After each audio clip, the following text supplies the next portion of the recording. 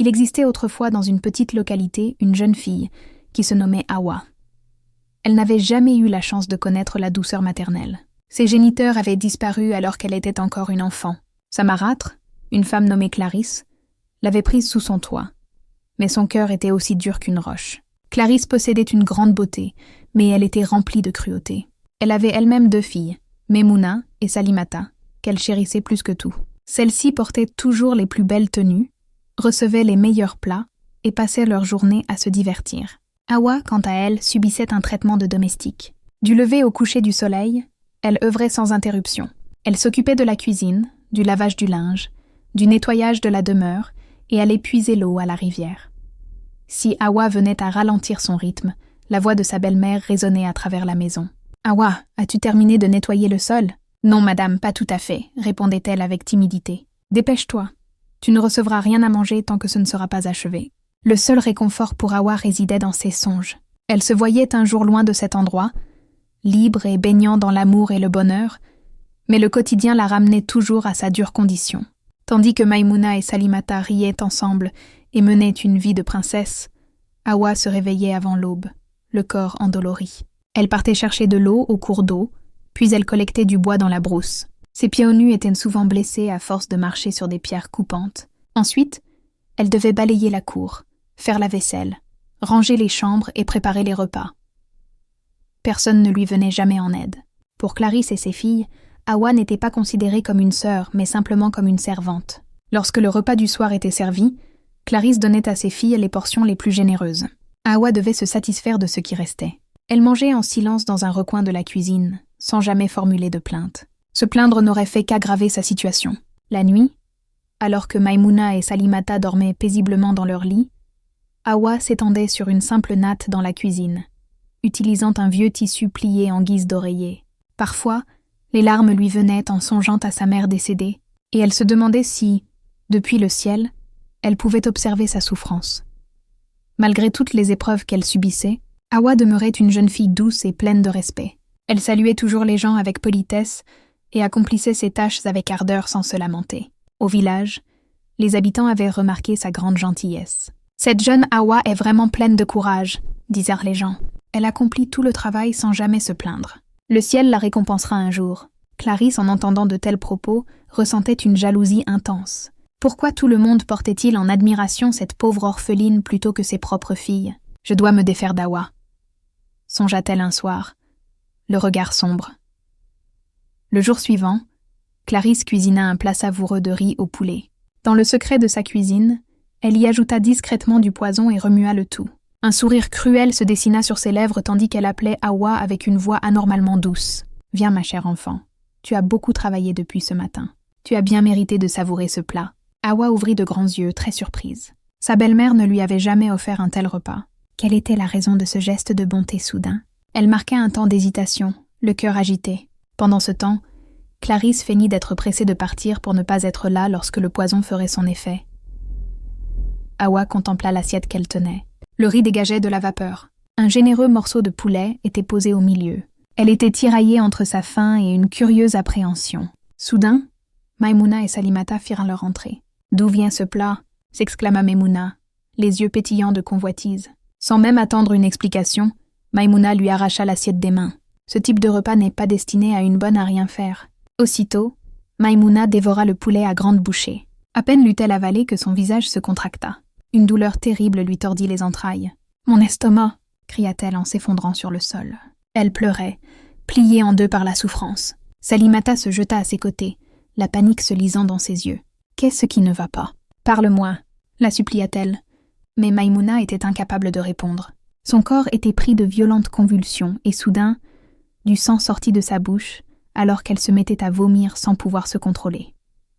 Hawa resta figée, complètement sous le choc. Le souffle coupé, elle comprit immédiatement que la nourriture avait été empoisonnée. Salimata poussa un hurlement de terreur en voyant sa sœur jumelle s'écrouler sur le sol, le corps inerte. Maimouna était décédée. L'horreur et l'incrédulité se peignaient sur leur visage alors qu'elle fixait le corps sans vie. Aucune d'elles ne parvenait à croire ce qui venait de se produire. Quand leur mère revint de l'endroit où elle avait prétendu se rendre, s'attendant à découvrir le corps sans vie d'Hawa, ce fut sa propre fille Maimouna qu'elle trouva morte par terre. Elle laissa s'échapper un cri déchirant et se précipita vers sa fille. « Réveille-toi, Memouna, réveille-toi » s'exclama-t-elle. Mais le corps de son enfant demeura sans mouvement. Les larmes inondèrent son visage tandis qu'elle sanglotait bruyamment. « Non, ce n'est pas possible, ma fille !» Encore bouleversée, Salimata lui expliqua en pleurant ce qui était arrivé. « Maman !» Memouna a pris l'assiette d'Awa, elle l'a mangée, puis elle est tombée morte. La douleur de la mère se transforma immédiatement en une fureur sombre.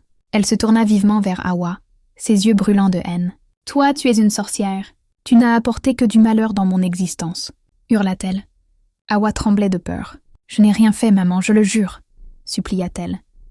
Mais Clarisse refusa de l'entendre. À partir de ce jour, sa haine pour Awa s'intensifia encore. Elle lui imputait la mort de Memouna, alors que c'était son propre plat empoisonné qui en était la cause. Pour la faire souffrir davantage, elle aggrava ses punitions. « Dorénavant, tu n'iras plus chercher l'eau ni le bois le matin ou le soir, » déclara-t-elle cruellement. « Tu les chercheras uniquement sous le soleil brûlant de l'après-midi, et il n'y aura plus de nourriture pour toi dans cette maison. Si tu veux manger, tu devras trouver de quoi te nourrir par toi-même. » Le cœur d'Awa se serra. Même les maigres restes qu'on lui laissait habituellement lui étaient désormais refusés. La faim lui tordait l'estomac et l'épuisement pesait sur son corps fragile. Une nuit, étendue sur sa natte fine, le ventre gargouillant et le corps endolori par le travail acharné de la journée, elle se demanda si elle devait s'enfuir. Mais elle n'avait aucun endroit où aller.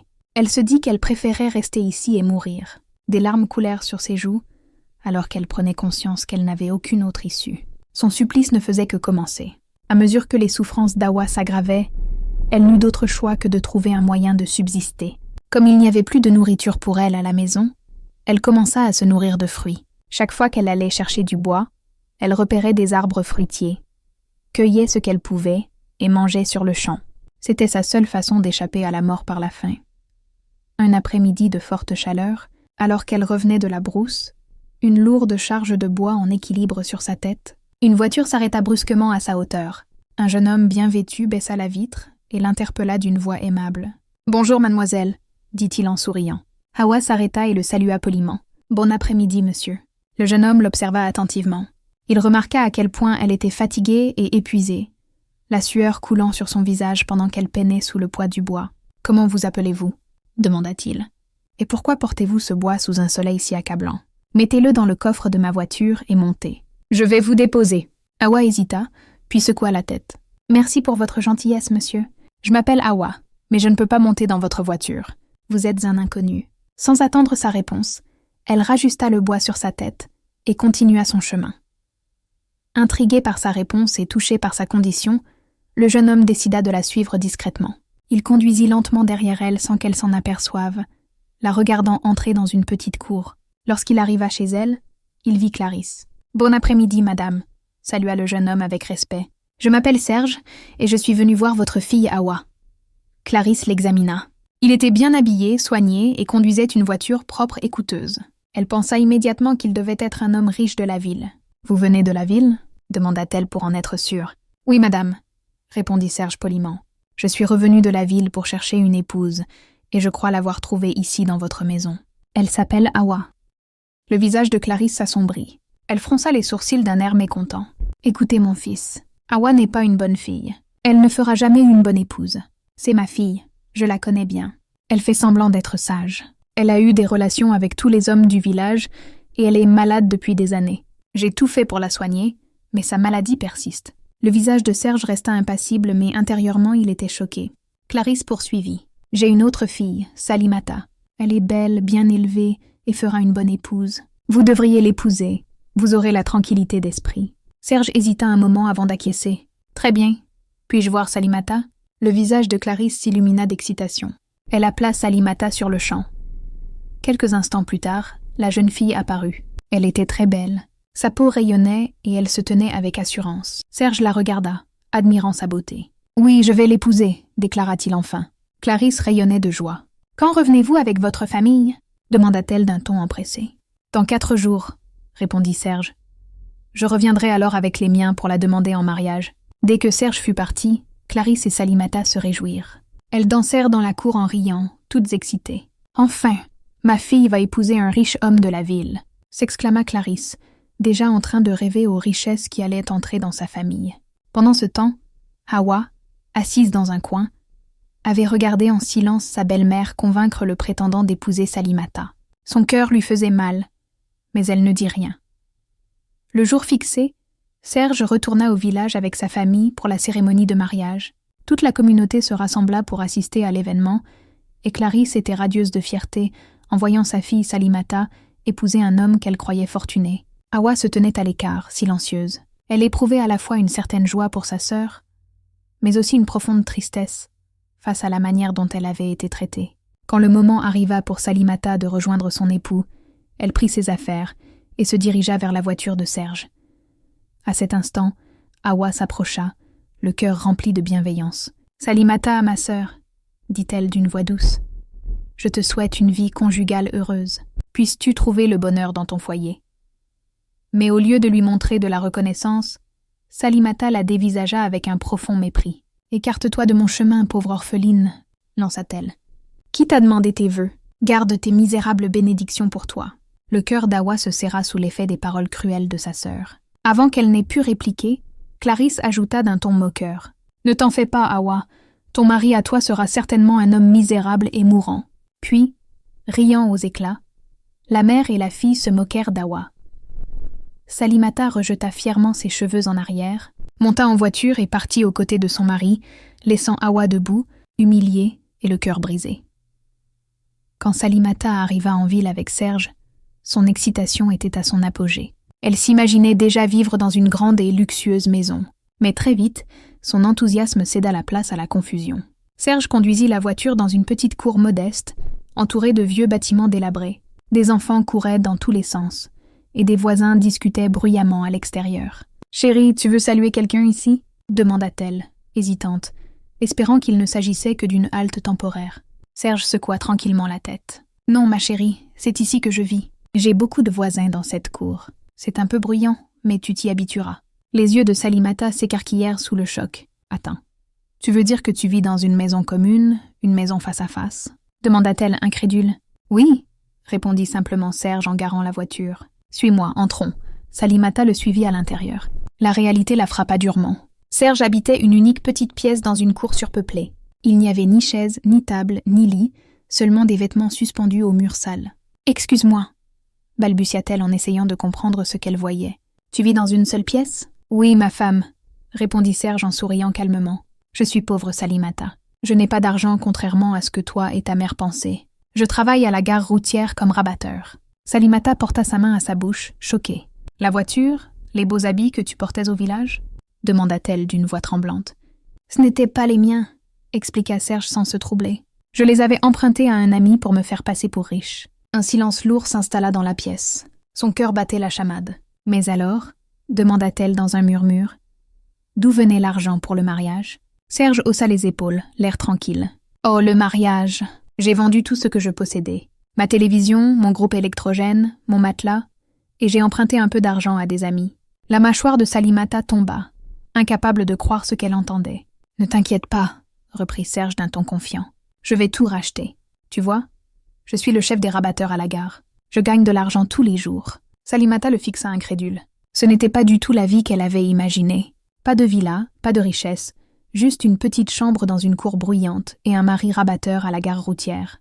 Tous ses rêves de grandeur venaient de s'effondrer. Le lendemain, Serge rendit la voiture qu'il avait empruntée, ainsi que les beaux vêtements qu'il portait le jour du mariage. Il remit ses habits habituels et retourna travailler à la gare routière où il passait la journée à crier, à se disputer et à se battre pour des passagers. Le soir venu, la voix enrouée et le corps épuisé, au lieu de rentrer directement, il s'arrêta dans un bar du quartier. Il but verre sur verre jusqu'à être complètement ivre. Titubant, il rentra tard dans la nuit, empestant l'alcool. À peine avait-il franchi le seuil que Salimata se leva en criant « Tu te rends compte de l'heure qu'il est, espèce d'incapable ?» Dans son état d'ivresse, Serge n'accepta pas le reproche. Sans prévenir, il leva la main et la frappa sans pitié. Salimata éclata en sanglots, le corps endolori et le cœur rempli de regrets. Recroquevillée dans un coin de la petite pièce, elle pleurait sans arrêt. « Qu'est-ce que je vais devenir ?» pensait-elle, le cœur serré. « Dois-je retourner chez ma mère ?» Mais l'idée d'affronter Awa, qui lui avait pourtant souhaité le meilleur, lui donnait trop honte. « Non, » pensa-t-elle amèrement, « Awa se moquerait de moi. Je resterai ici et je porterai ma croix. » En essuyant ses larmes, Une rage sourde monta en elle. Je hais ma mère pour m'avoir mise dans une telle situation.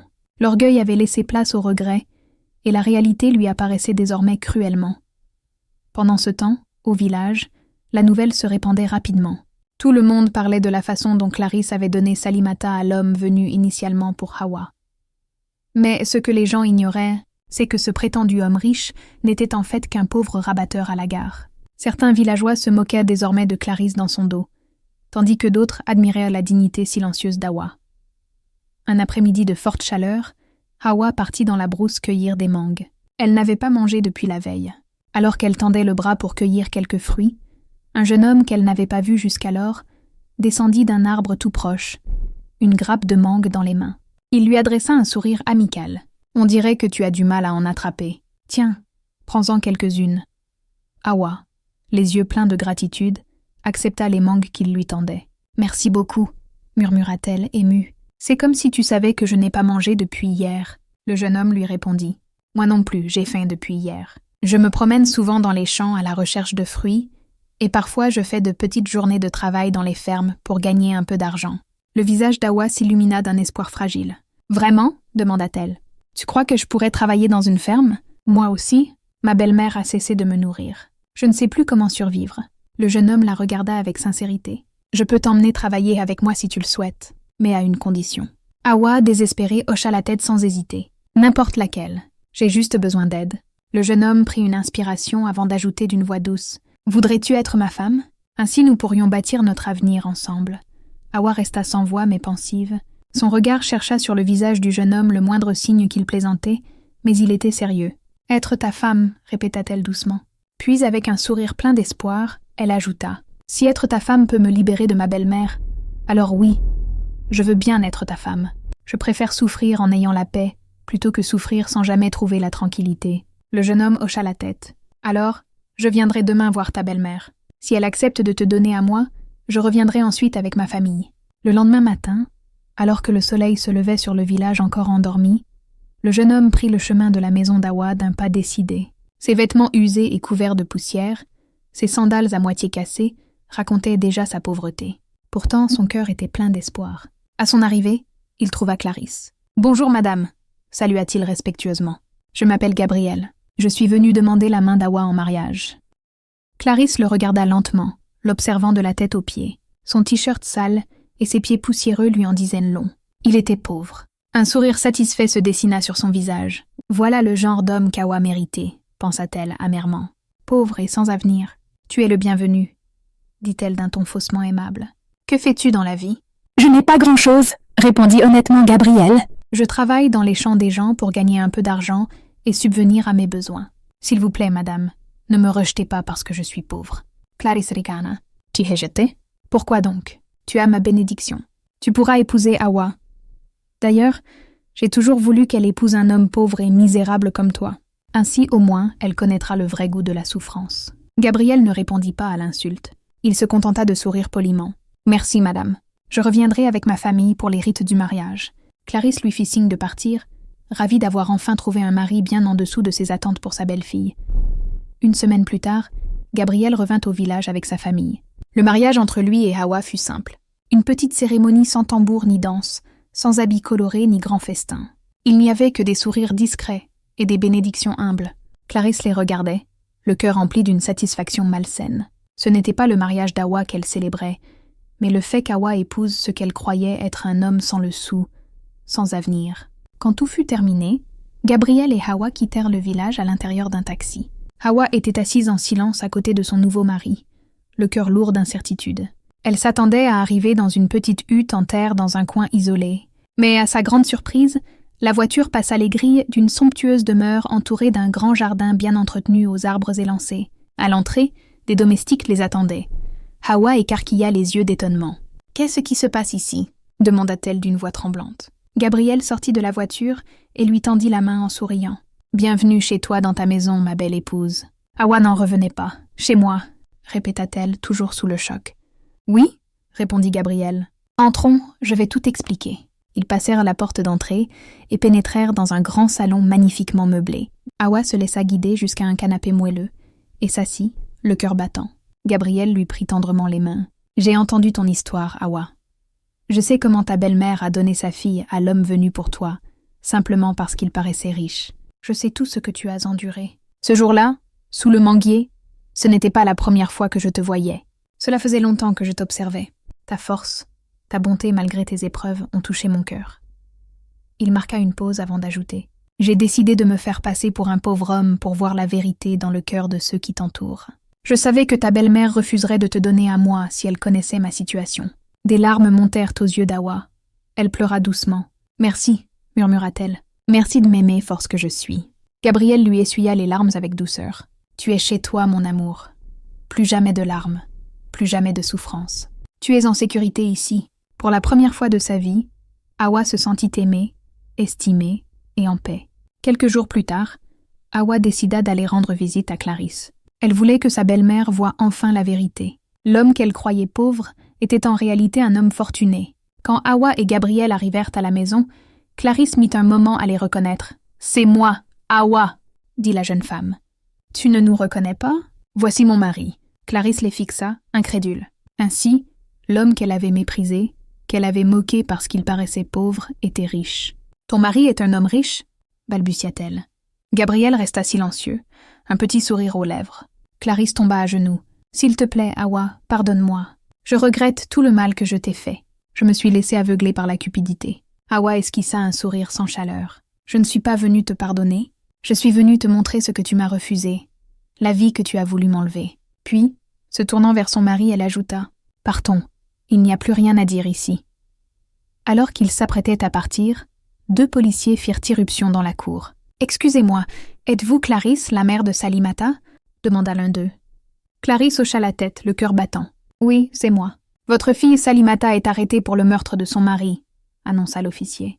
Clarisse poussa un cri d'effroi. « Salimata arrêtée? Où est-elle? Conduisez-moi à elle. » Awa et Gabriel échangèrent un regard surpris, puis montèrent dans leur voiture, laissant Clarisse derrière eux. Clarisse se rendit au poste. Là, son cœur se brisa quand elle vit Salimata assise à même le sol d'une cellule, le visage tuméfié par les coups. « Ma fille !» cria-t-elle. « Que s'est-il passé?